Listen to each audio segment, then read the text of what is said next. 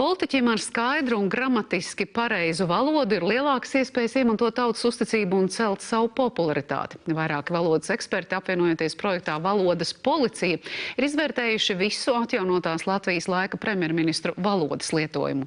Eksperti, analizējot valodas kultūru, gramatiku, vārdu krājumu, runas stilu un oratoru iemaņas, izcēluši katra premjera stiprās puses. Piemēram, pēc viņu atzinumiem gramatiski vistīrākā valoda bijusi Guntaram Krastam un Valdim Dombrovskim, bet Ivaram Godmanim un Aigaram Kalvītim piemitušas vislabākās oratoru spējas.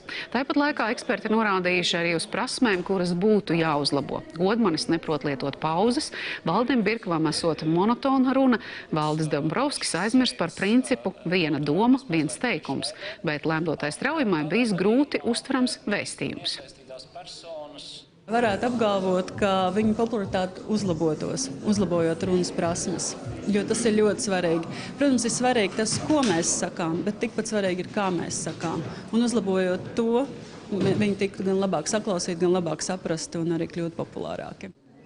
Izvērtēta arī pašreizējā valdības vadītāja Māra Kučinska runas maniera. Tā esot nosvērta, taču eksperti iesaka premjeram uzlabot atbildes stratēģiju negaidītu jautājumu gadījumos.